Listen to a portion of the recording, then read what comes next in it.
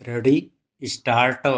दिल्ली के जंतर मंतर और देश भर के विभिन्न शहरों में प्रदर्शन के लिए जमा हुए युवाओं का एक एजेंडा था, जिस पर अब गंभीरता पूर्वक विचार होना चाहिए। उनका एजेंडा था कि देश की शिक्षा व्यवस्था में जवाबदेही को मुख्य राष्ट्रीय एजेंडा होना चाहिए।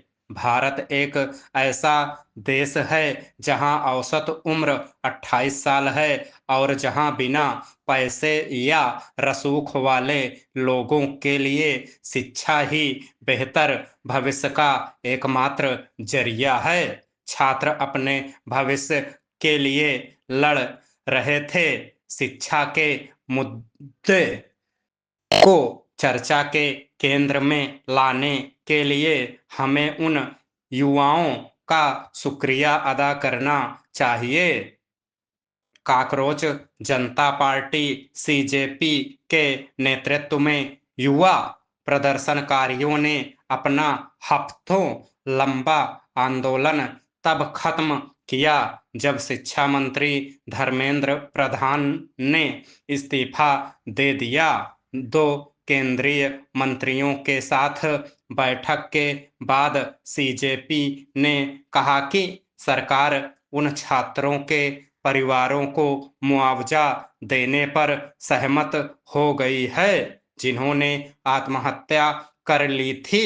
साथ ही सरकार ने प्रदर्शनकारियों के खिलाफ दंडात्मक कार्रवाई न करने का भी आश्वासन दिया है। नरेंद्र मोदी सरकार ने फास्ट ट्रैक कोर्ट बनाने, नेशनल टेस्टिंग एजेंसी में पूरी तरह बदलाव करने और परीक्षा प्रणाली में व्यापक सुधार करने का भी वादा किया है। जंतर मंतर पर आई भीड़ को किसी एक श्रेणी में नहीं बांधा जा सकता था।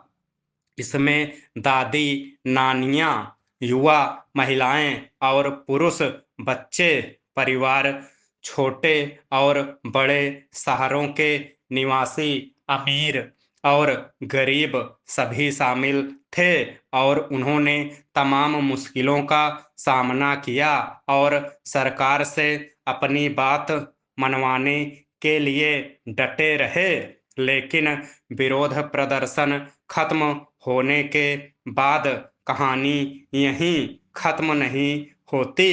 देश भर में हुए विरोध प्रदर्शनों के केंद्र में एक ही मुद्दा है, नौकरियां, एक ऐसी पीढ़ी के लिए निष्पक्ष अवसर का वादा जिसे ऊंचे सपने देखने के लिए प्रेरित किया गया था। दुनिया की सबसे बड़ी जेन जी आबादी 37-40 करोड़ वाले देश में यह सब कैसे होगा, इसका अंदाजा लगाना मुश्किल है। भारत की जेन जी के लिए शिक्षा में जवाबदेही कोई हवाई नारा नहीं है। यह मुमकिन प्रतीत होते और पहले से तय था।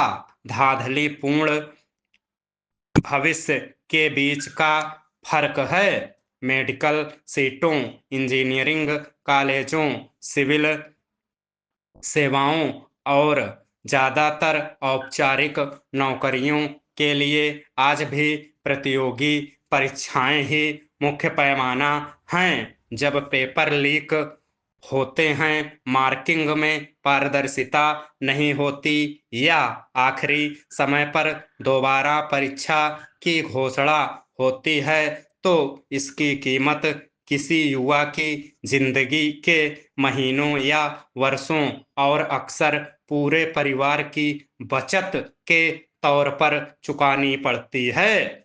नीट पेपर लीक से जुड़ी आत्महत्याओं की खबरें प्रदर्शनकारियों के लिए महज आंकड़े नहीं थे, वे उनके सहपाठियों और दोस्तों की कहानियां भी थीं। इसका एक गहरा मनोवैज्ञानिक पहलू भी है। यह पीढ़ी स्मार्टफोन, प्रतिस्पर्धी रैंकिंग और अंकों के जरिए अपनी अहमियत तय करने वाले माहौल में पली बढ़ी है।